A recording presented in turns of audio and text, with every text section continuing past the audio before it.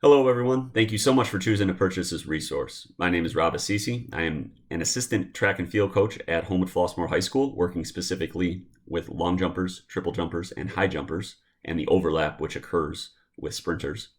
I'm also the co-owner of Field Focus. I'm here today to talk to you about some jump drills that I think all athletes can benefit from.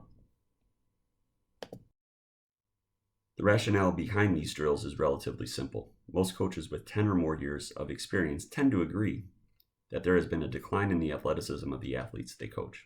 The reasons for this are certainly multifactorial, but the exercises found here provide opportunity for the athlete to improve coordination. This will assist in filling in some of the gaps found in their athletic profile. The drills also address fundamental movement patterns which can be found in all land-based sports, and their rehearsal will assist the athlete becoming more efficient in their execution in gameplay. Finally, the movements allow the athlete to develop resilience and explosiveness via the various volumes, intensities, and densities used in training. The drills which will be addressed will be variations of skipping, galloping, and run-run jumps. Although addressing all the different combinations would be exhaustive, this resource will go into greater detail than any other resource I have seen. While special attention will be given to their use with jumpers in track and field, since they are fundamental movement patterns, their use is viable across all land-based sports. Any coach will be well armed with a wide arsenal to implement in their programming and can be sniper accurate when it comes to individual needs. The following general progression can be used for each of the drills. First, the athlete will develop a feel for the rhythm of each drill without arm movement. Restricting arm movement simplifies the drill, making the desired rhythm easier to attain. It also makes it less of a challenge for the athlete to attain proper ground contacts, which is the next objective after mastering rhythm. Once the ground contacts are on point, various arm motions and body movements can be implemented, and the coach can regress and progress as needed. A good rule of thumb is to cycle back to restricting the arms when a new concept is introduced. The first drill we will address is skipping, and the first version will be a loose skip without arms. One thing I have noticed as a high school coach is that not every athlete who comes into our program knows how to skip. Therefore, we will provide them with this very simple version, which will allow them to get a feel for the rhythm of skipping.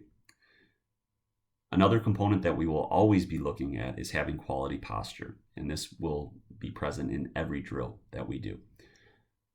In regards to posture, we are looking for the head to be in line with the spine throughout and having a neutral pelvis. The best analogy I have heard in regards to a neutral pelvis is to view it as a punch bowl, and the goal is to not spill any punch. So you want the pelvis to be in a vertical alignment and not rotating forward or backward.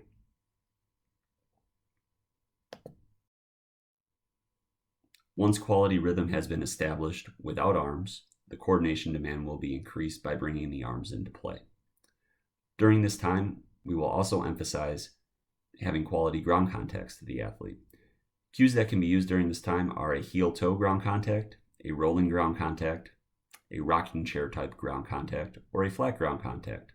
Coaches can experiment and see which cues work best for their athletes. The reason for this type of ground contact is the dorsiflexion that occurs with the foot will help prepare the leg muscles for impact. This type of ground contact will also utilize the whole foot to disperse force. For clarity's sake, here is an example of a heel-toe contact versus a toe-heel contact. The purpose of the heel-toe contact in jumping is to preserve momentum and utilize elasticity. Performing a toe-heel contact goes against this. Skip for height is a maximum intensity variation of skipping where the athlete will push down into the ground to get up off of the ground as high as possible. It should be noted that gravity is stronger than negative 9.8 meters per second squared at my local park, which explains my inability to get up off of the ground. This is different from a traditional power skip because the hand is not going above head level. When athletes perform a traditional power skip, they tend to bring their hand way up above head level, and this causes the opposite thigh to get beyond parallel to the ground. In other words, the knee is getting higher than the hips. This should be avoided for two reasons. One, it does not happen in jumping events, So it is exhibiting a motor pattern that is not being used and developing a bad habit. Second, when coaches emphasize driving the knee up, it often leads the pelvis and torso to rotate forward. This counteracts our goal of preserving quality posture. To avoid these issues, a cue to be used is to block or stop the lead hand at head level. This will cause the opposite leg to block as well while the body is still moving. Early progressions can include blocking lower than head level while still trying to get as high as possible. If the blocking arm isn't working for an athlete, the coach can encourage the athlete to block the thigh of the swing leg. General cues, once again, are push down to go up and hips higher than knees. Skip for distance is the sibling of skipping for height. Here the athlete will push back to go forward as far as possible. Items that are immediately apparent here are a lower block of the lead arm, which corresponds with the lower block of the opposite thigh. Here I like to encourage athletes to sweep the thigh of the swing leg through and block it early, as it has carryover to triple jump. It should be stated that I train all jumpers as if they were going to be a triple jumper someday. Another common cue is to encourage athletes to leave their jump foot on the ground as long as possible to put the hip flexors on stretch and create a nice elastic response when the jump leg loses contact with the ground. This once again has direct ties with triple jump.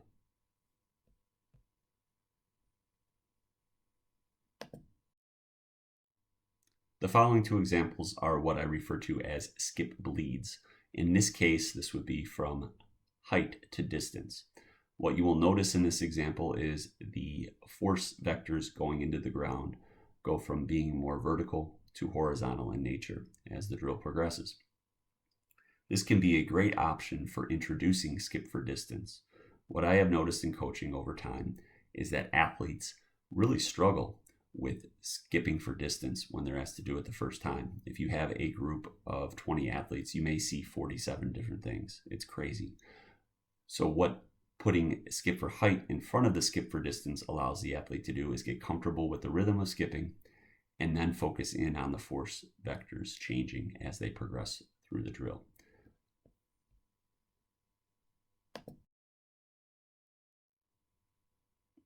My favorite skip variation is a skip bleed going from skip for distance to skip for height.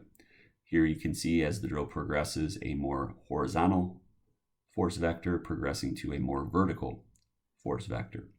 In terms of rep length for a skip bleed, whether it's distance to height or height to distance, I usually go anywhere from 20 to 60 yards.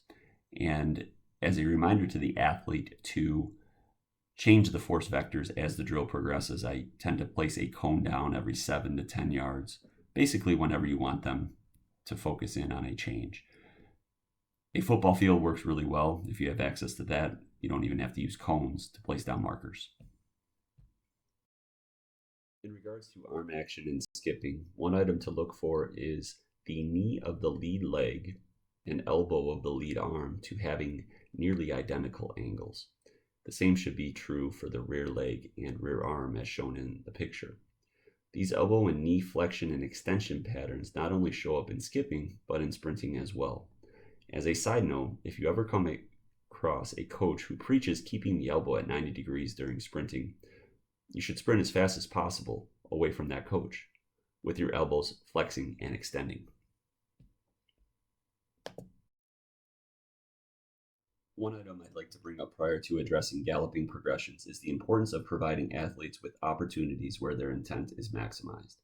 It would be great if maximum intent was a given when working with athletes, but it simply is not. Therefore, it becomes our responsibility to create situations where it is coaxed out of them. Simple and extremely effective ways to bring more meaning to these drills is having athletes race or chase one another, timing the athletes with an electronic system or stopwatch, or measuring distance based on a predetermined amount of jumps. Each of these modalities gets the competitive fire going in athletes, as they can compete against each other with racing and chasing, and compete against others and themselves with measuring time and distance. When you are chasing maximum output, I strongly encourage using one of these methods. The number of times your athletes will level up will be extraordinary.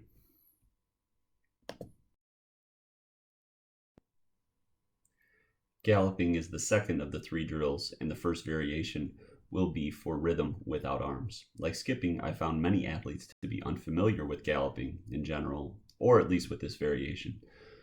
The first instruction is extremely simple. Jump off one leg, land on the other, and repeat. The jump leg should not change during the entire rep. Once rhythm is established, the focus will then switch to the ground contact of the jump foot. Once again, heel toe, rocking chair, rolling, or flat can be the cue. One great way to get the athlete to feel this is to have them complete the drill barefoot. This idea can be used with all the drills mentioned in this resource, provided that the intensity is sub-maximum.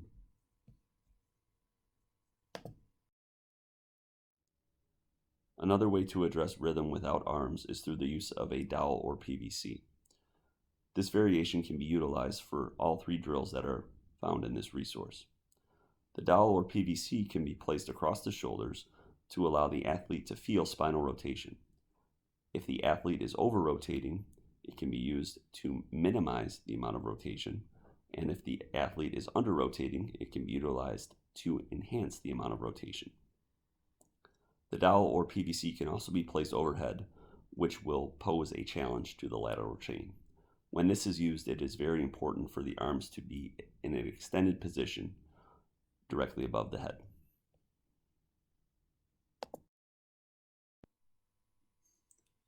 Once rhythm and ground contacts are established, various arm actions can be implemented with galloping. Here, a normal running arm action is shown. As with skipping, watch for similar angles formed at the elbows and knees, and make sure quality posture is still present. At times, the use of arms can cause posture to become compromised. If that is the case, it is usually because the athlete is taking the arms through a range of motion which is too large. Minimizing that range of motion through a block in the front can help correct this issue.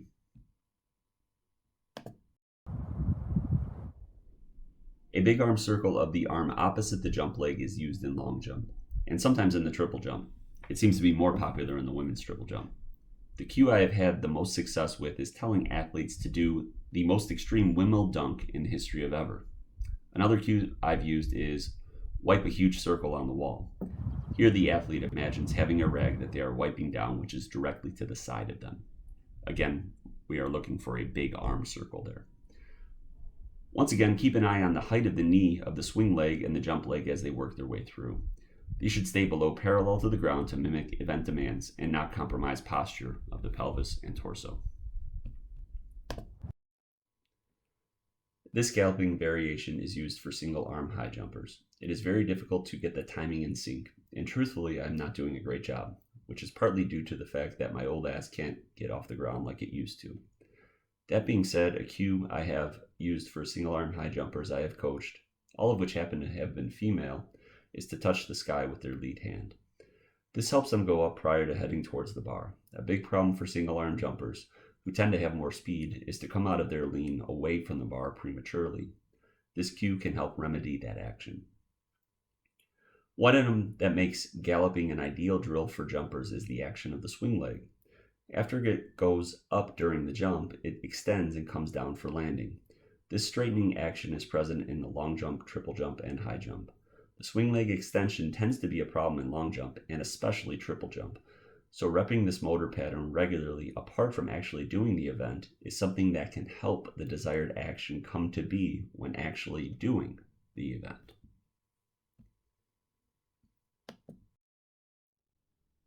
Extension of the swing leg happens in the air during long, triple, and high jump. This example is of a jumper completing the long jump. You can see he jumps off his left foot and the right leg extends in the air.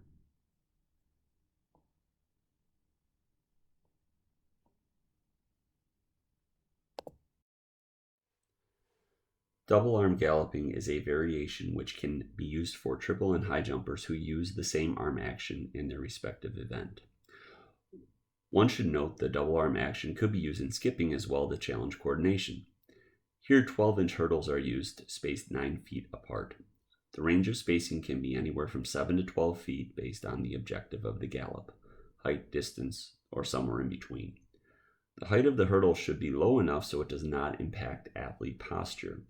The purpose of the hurdle is to provide a constraint which causes the athlete to utilize steering skills.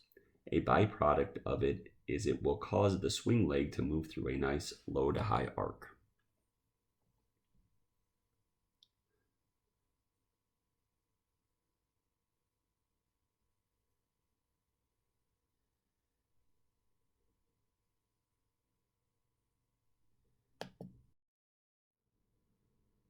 Run, run, jump is the final drill which will be addressed in this resource, and it contains the highest number of variations. At its core, run, run, jump is a gallop with an additional 2 steps between each gallop. For example, if an athlete jumped off their right and landed on their left, he or she would take a step to their right, then to their left, and jump off the next right.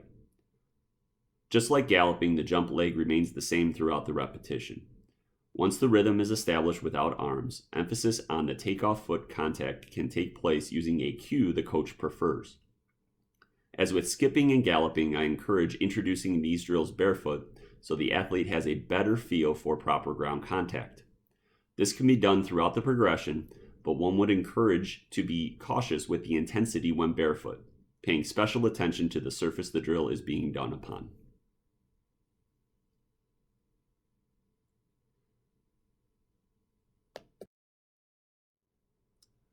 Once the rhythm and takeoff foot contacts are established, arm action can be introduced. The type utilized varies based on the athlete's events or the coordination challenge the coach would like to pose. In this video, a high jumper is showing a double arm action. If he also competed in the long jump, there would be times where I would have him toggle between this style and a single arm circular style. Jumpers in track and field often have to go back and forth between jumping events, so getting them to practice this shift in practice is logical. An additional challenge, which may hold great value to team sport coaches, is to vary the arm style within the repetition. Team sports are unpredictable, so to mimic that, a coach could give a visual or audio cue to have the athlete switch arm style. The same could be done with foot contact focus, which is the next part of the progression.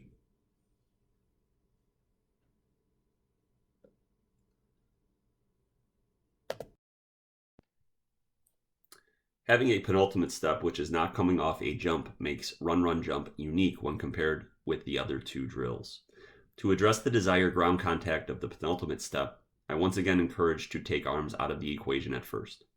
Barefoot reps are also suggested. Just like the takeoff foot, the coach can cue rolling, heel toe, rocking chair, or flat ground contacts.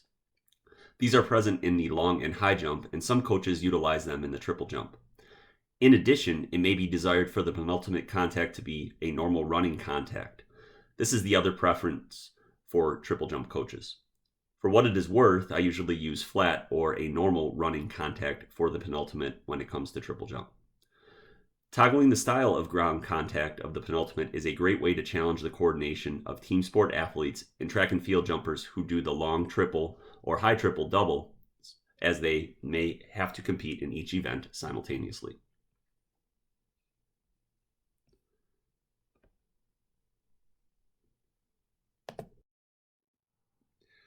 Once penultimate contacts are mastered, arms can be brought back into the drill. Once again, style will be determined by event needs or the coordination challenge desired. As with galloping, toggling the arm style between or even within reps is encouraged.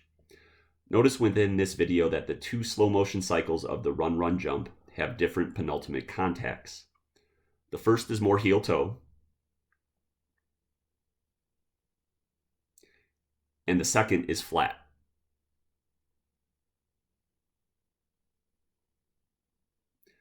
Doing this within a repetition intentionally is a challenge. It took me about 5 attempts to get it done.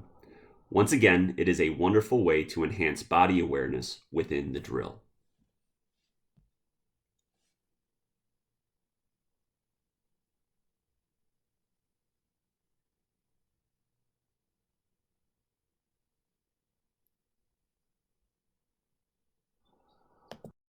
Continuing with penultimate contacts, the first right there was flat. The second has a more forefoot or normal running gait contact. And the third is heel toe. Also notice the double arm variation in this example.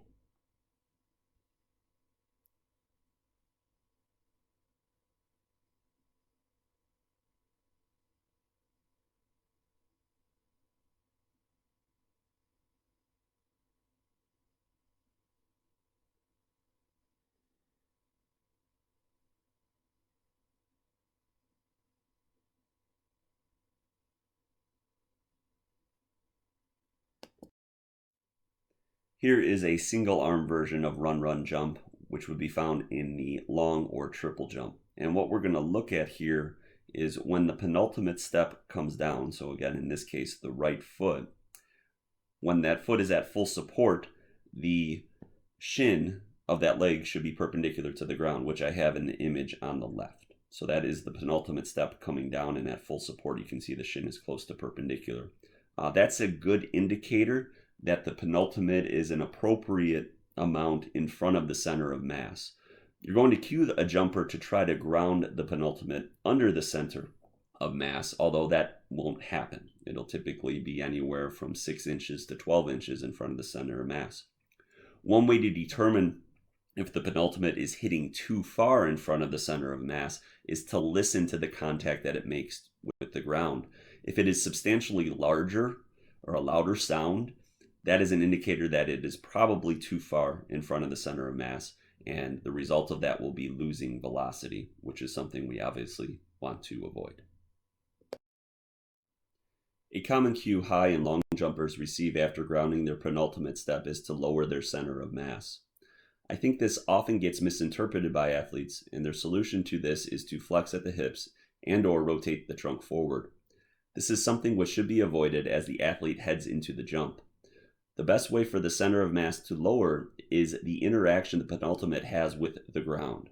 The diagram on the right shows that as the foot remains on the ground and rolls into toe rocker, the shin angle becomes more acute. One result of this is the hips and center of mass also lowering. A simple cue for this is to encourage the athlete to leave the penultimate on the ground behind them. Run, run jumps where this is the focus may or may not be used with athletes. If the athlete is already doing it properly, there's no need to emphasize it. As always, be sure to coach the individual. The penultimate leg becomes the swing leg heading into the jump. When the penultimate is left on the ground behind the athlete, it will swing through in an upward arc into the jump, which is ideal. In the diagram on the right, the athlete's penultimate leg is the right foot. You can see that the athlete did a great job of leaving the penultimate on the ground because the shin, as it swings up, does not go beyond parallel to the ground. So in the third frame, you can see a nice parallel shin to the ground. That is one way to determine that the athlete is doing a good job leaving the penultimate foot on the ground behind them.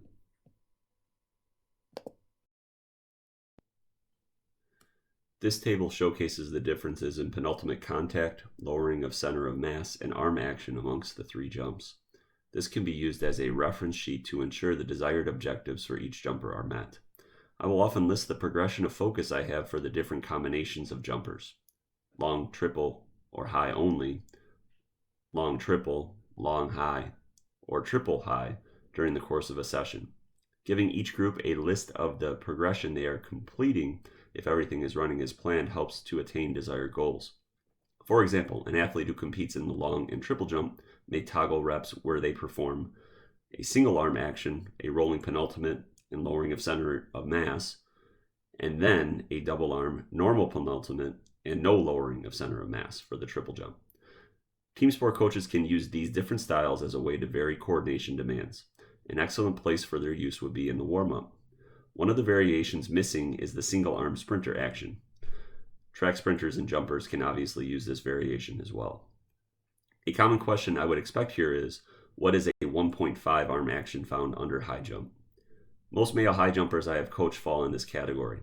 They begin with a double arm gathering, block around head level with both arms, and then extend the arm closest to the bar.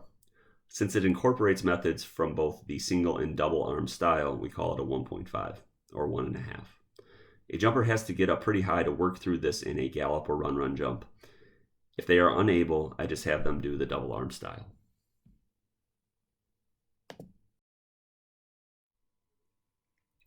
There are additional variations to galloping and run jumps. Just like with skipping, they can be done for height or distance, which will challenge the athlete to consider how to put force into the ground. Bleeds from distance to height or height to distance work well to build on that concept. An additional item to consider is asking the athlete to minimize ground contact while still trying to achieve a high output. This will cause them to think about how they apply pressure to the ground as fast as possible and still maintain a maximum height or distance. I strongly encourage the use of the Muscle Lab contact grid to instantly add intent. Data like contact times, power, and reactive strength index, as shown in the image, are all captured immediately by the grid. It is an instant intent enhancer and can give a coach feedback of how to structure and progress, regress, or cut workouts.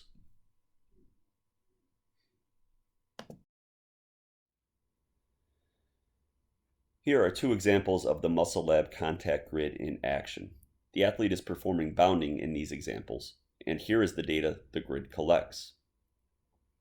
The second video will show the real-time data collection. Field Focus is affiliated with Simply Faster, the provider of quality sports technology equipment. If you would be interested in purchasing the contact grid or any other item in the Simply Faster store, we at Field Focus would greatly appreciate it if you can use our affiliate code. Feel free to contact me directly for the code. It can also be found on our Field Focus site. Our goal at Field Focus is to put out quality content, and the support we receive through the use of the affiliate code will help us attract great coaches to produce additional resources.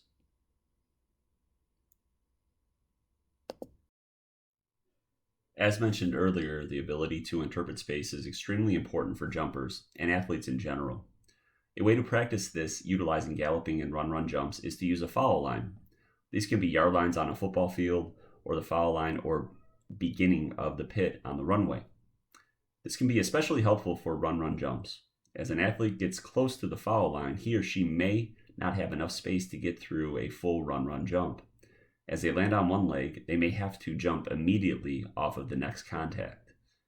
An additional way to challenge steering capabilities is to use barriers, such as mini hurdles, about 18 inches or lower, and vary the distance between them. This will challenge the athlete at each takeoff and landing in deciding how to successfully navigate the course.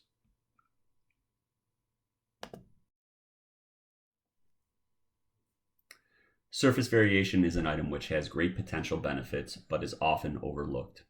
Examples of different surfaces are given, but it is certainly not limited to these. Surfaces can vary between sessions, where the surface matches the workout theme for the day, a harder surface for a high-intensity workout, a softer surface for recovery. A different surface between repetitions can be used for potentiation, and changing surfaces within a repetition can be used to enhance robustness due to the varying challenge posed on how to interact with the ground. Varying heights within a rep is also a wonderful option, as it can add an overspeed effect through bringing the ground to the athlete, resulting in earlier pretension. Small pieces of rollout runway can be placed throughout the course to challenge the athlete in this manner.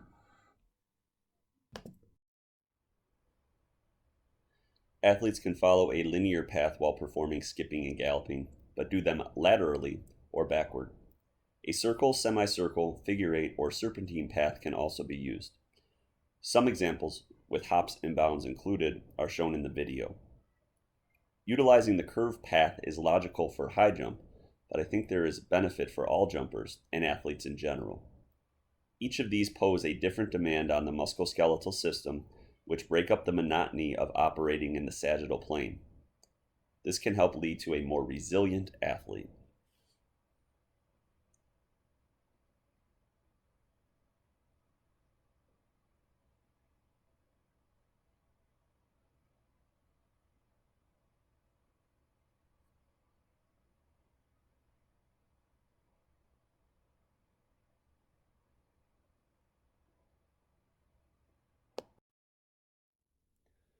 The focus on foot contact of the jump leg has been a flat or rolling contact to help dissipate force and preserve elasticity. That being said, there can be merit to attempting a forefoot contact as it happens in sprinting, which last I checked occurs in all land-based sports. Here are a few suggestions if attempting these drills with a forefoot contact. First, perform the drills submaximally.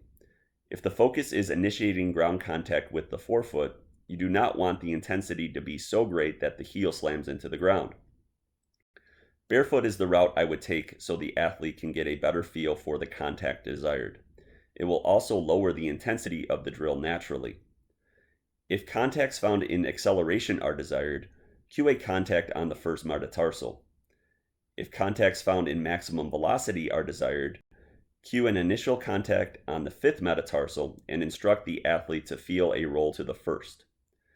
These cues are used because they are the contacts found in acceleration and maximum velocity. Both pose a significant coordination challenge. It should be noted that even though the forefoot contact is being encouraged, dorsiflexion is still present. I often use the phrase hit with a loaded ankle so the athlete is reactive off of the ground.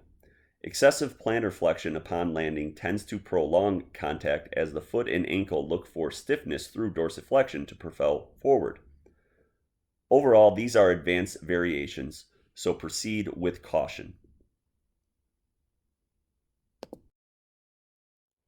In regards to general programming concerns, one great aspect about these drills is they can be performed almost every day. As mentioned earlier, they are great preparatory activity as they are movements found in all land-based sports, so the warm-up is an ideal place to use them. The drills can also be used as a finisher, especially after a lifting session where the lifts are of a high-intensity bilateral nature. Skipping, galloping, and run-run jumps can help the athlete reset to a cross-crawl pattern and rediscover their elasticity after a grinding lifting session. This can help springboard them into the next day's session. A simple setup is to have a high-intensity focus on Monday and Thursday, and follow each of those days on Tuesday and Friday with a low-intensity, rhythm-based focus.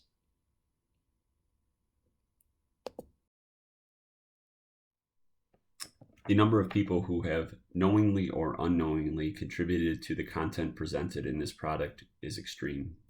I do not want to leave anyone out, so I'm covering my bases by giving a general thank you. I also greatly appreciate you for choosing to invest in this resource. If you have any questions, please do not hesitate to contact me.